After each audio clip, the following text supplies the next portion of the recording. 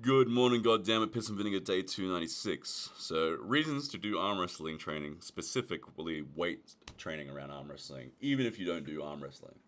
The first one being is you shouldn't be getting beaten by random non-gym goers in arm wrestling. So what happens at a certain point when you build enough muscle, you get kind of yoked and stacked. These guys will challenge you to arm wrestles. They go, that guy's big, I want to arm wrestle him. And what happens sometimes is these guys are like fucking mechanics or construction workers. And those guys have really strong wrists and hands from their manual labor work. So the last thing you want to do is be at a bar with your fly girl maybe, and some little skinny rodent of a man, but with giant fucking hands, challenges you in arm wrestle and beats you in front of your lady or your mates or whatever.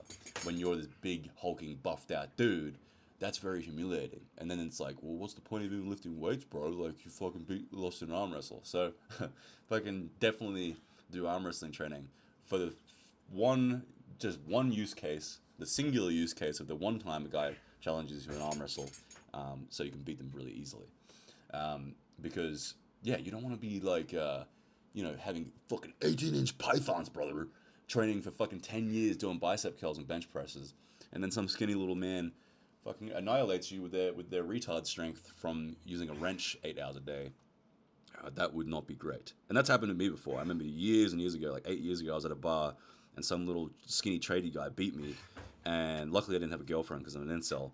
But if it happened to have a girlfriend, I might have fucking cried like right there and then because that would be humiliating, I think. What's the next reason apart from having major insecurity issues? Oh, big forearms. Arm wrestling training is probably the best thing for building big forearms. Like a lot of the bodybuilding cookie cutter shit, like the wrist curls with your, wrist on your knees with thin bars. That ain't gonna build big forearms. I did that shit for years.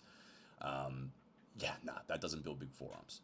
What builds big forearms? I mean, if you have good genetics and you're on gear, maybe like a lot of bodybuilders have huge forearms, but that's just because of genetics. But if you look at arm wrestlers, even the natural ones have fucking massive forearms. There's not one arm wrestler that doesn't have big forearms. And that's because forearms get much better stimulus from unilateral exercises and a wider array of exercises. You're not just doing wrist flexion, you're doing wrist flexion with fat grips, which builds big, fat, meaty hands and wrists. You're doing pronation, which will give you an extra inch of muscle that you don't have because pronation muscles aren't used in any real context anymore.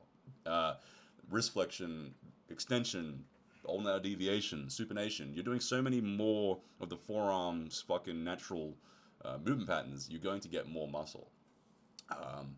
And what else? Big forearms. That's cool. Quenching your fucking insatiable ego. That's cool.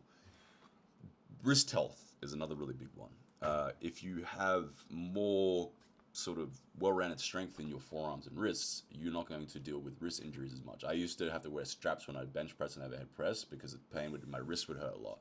Nowadays, I don't get wrist pain. And I see a lot of guys having to strap their hands up, like if you do combat sports like MMA or boxing. And man, I can punch a bag full force without straps because if your hands are strong enough, you'll make a really, really tight fist and your wrist won't buckle. So you're not going to get a wrist or hand injury if you're into boxing or MMA if you do arm wrestling training because it massively strengthens up your wrists and your fists. Like my hands used to be so fucking skinny and pathetic. I have horrible wrist, hand, and forearm genetics in general. And now I have a bit more sausagey with my hands.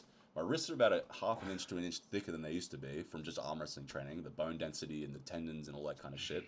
And then my forearms are significantly bigger than they've ever been. I mean, fucking, I used to have horrible, skinny little forearm genetics from trying to do all the bodybuilding shit. Now I have pretty goddamn good forearm size. So, yeah, you don't want to lose a fucking random arm wrestler to a random dude.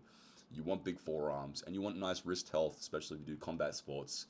Then arm wrestling training, even if you don't arm wrestle, is the fucking shit. Anyway, that's it for today. Peace out. Bye.